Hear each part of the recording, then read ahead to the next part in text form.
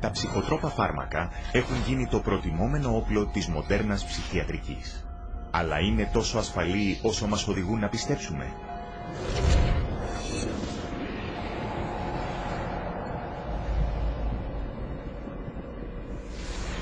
Διεθνείς ρυθμιστικοί φορείς, όπως ο Οργανισμός Τροφίμων και Φαρμάκων της Αμερικής, απαιτούν όλα τα φάρμακα να αποδειχθούν ασφαλή και αποτελεσματικά πριν κυκλοφορήσουν.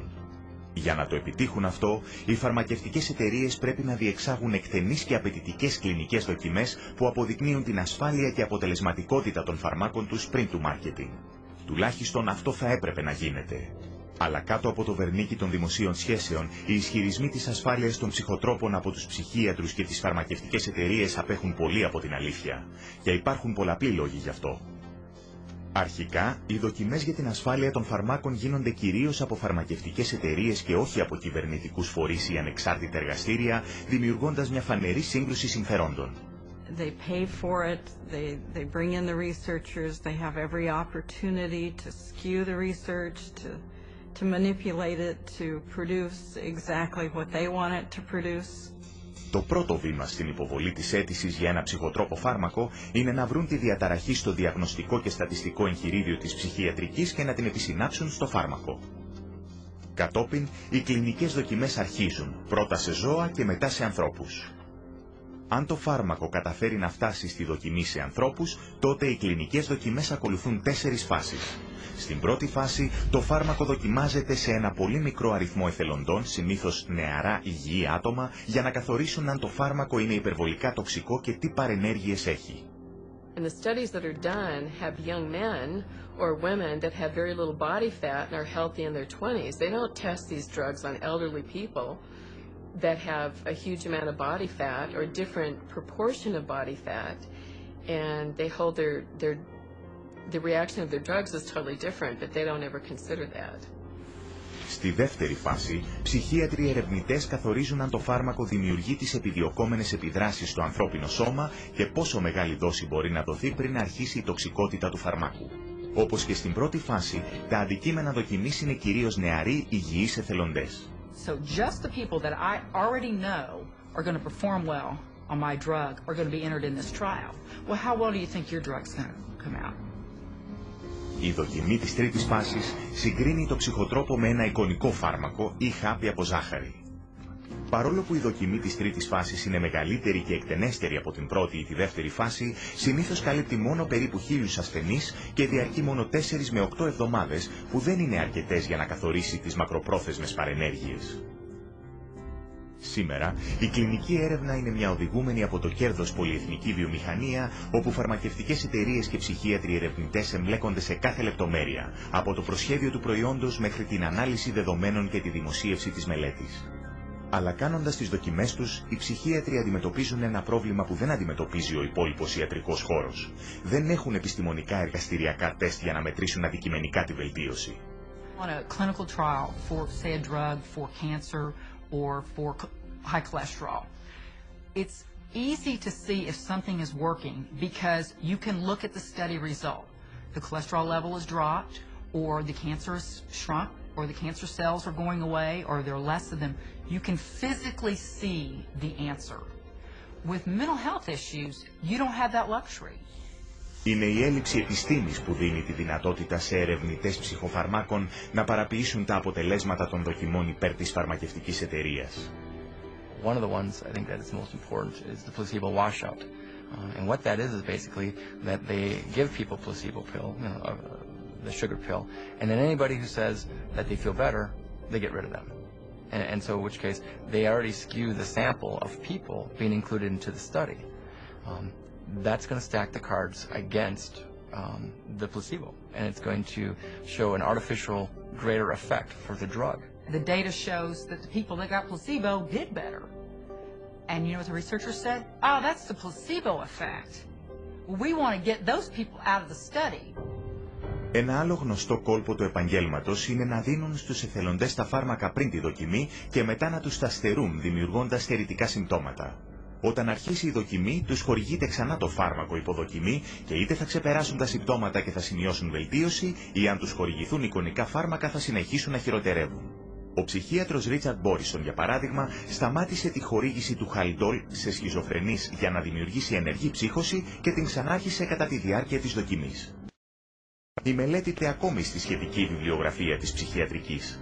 Another way that they can manipulate the data is unweighted distributions. I have 3 studies that I look at. One study has 1,000 people in it, and another one has 10 people in it, and another one has 15 people in it. The 1,000-person study showed that the drug was no benefit at all. But the 2 other studies that only had 10 and 15 people in it showed the drugs were incredibly superior. So what do they say? They say 2 out of 3 studies showed greater benefit to the drug group. Ίσως ο πιο συνηθισμένος τρόπος για να επηρεάσουν το αποτέλεσμα μιας κλινικής δοκιμής είναι απλά να μην μετρήσουν τα άτομα που αποσύρονται από τη μελέτη λόγω των παρενεργειών. Είναι γεγονός ότι στις κλινικές δοκιμές του αντιψυχωτικού Zyprexa τα 2 τρίτα των 2.500 συμμετεχόντων είχαν τόσες πολλές παρενέργειες που αποσύρθηκαν. Από τους υπόλοιπους 800, το 22% ανέφερε σοβαρές δυσμενείς αντιδράσεις στο φάρμακο. Και κατά τη διάρκεια των δοκιμών για την έγκριση του Prozac, μόνο 286 ασθενείς από τους 11.000 που συμμετείχαν, λιγότερο από το 3%, ολοκλήρωσαν τις δοκιμές που διήρκησαν μόνο 4 με 6 εβδομάδες. Σε μια άλλη συνηθισμένη πρακτική, οι δυσμενείς παρενέργειες κουκουλώνονται δίνοντας επιπλέον φάρμακα που δεν είναι μέρος της μελέτης. Ενώ αποκαλύφθηκε ότι μερικοί ερευνητές απλά παραποίησαν τις μελέτες.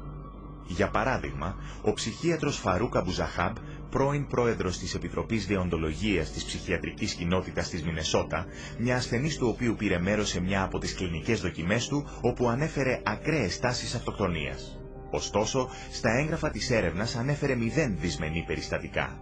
2 μέρες αργότερα, η γυναίκα πήδηξε από μια γέφυρα της Μινεάπολης και σκοτώθηκε. Ένας τελευταίος τρόπος παραποίησης είναι να κρύβουν τις ανεπιθύμητες αντιδράσεις του φαρμάκου κάτω από λιγότερο τρομακτικούς όρους. Αυτό το κόλπο χρησιμοποιήθηκε στη μελέτη 329 του διαβόητου Παξίλ, όπου παρενέργειες όπως επιθετικές εκδηλώσεις, σκέψεις και απόπειρες ανθρωποκτονίας κατηγοριοποιήθηκαν ως εχθρότητα, ενώ ο ασαφής όρος συναισθηματική αστάθεια χαρακτήρισε τις τάσεις και απόπειρες αυτοκτονίας. Σε πολλές περιπτώσεις, οι κλινικές δοκιμές γίνονται με τέτοιο τρόπο ώστε να μην αναζητούν τάσεις βιαιότητας και αυτοκτονίας.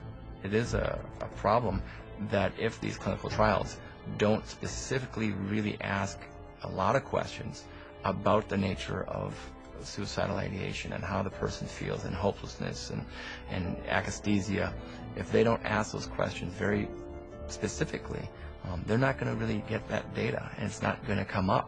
Διοργανώνοντας προειδεασμένες δοκιμές για να αποφύγουν αρνητικά πορίσματα, ερμηνεύοντας τα ανεπεξέργαστα δεδομένα για να υποστηρίξουν το φάρμακο και διαστρεβλώνοντας τη μελέτη για να τονίσουν τη θετικότητά της, είναι μόνο μερικοί από τους πολλούς τρόπους για να προειδεάσουν μια δοκιμή.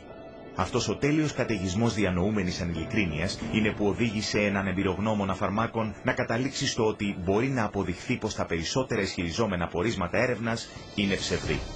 Αλλά οι φαρμακευτικές εταιρείες είναι αυτές που κατέχουν τις μελέτες και όταν θεωρήσουν ότι έχουν μαζέψει αρκετές αποδείξεις για να πείσουν τους ελεγκτές πως το φάρμακό τους είναι ασφαλές και αποτελεσματικό, υποβάλλουν τις κλινικές δοκιμές της τρίτης φάσης.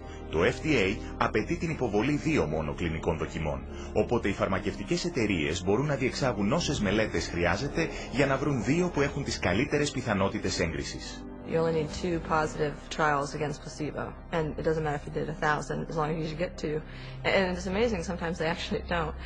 They might pool data from another couple of clinical trials in order to get that approved. They don't need to report all their data. They don't need to report all the trials that they do. They only need to report the ones that they want. They can handpick whichever one they want and then submit just those couple to the FDA.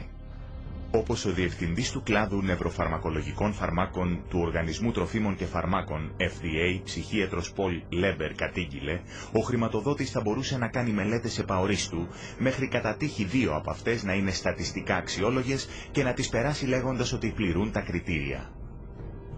The New England Journal published a study about a year ago showing that many clinical trials that had been conducted and registered with the Food and Drug Administration were never published because they came out showing no significant advantage over placebo. So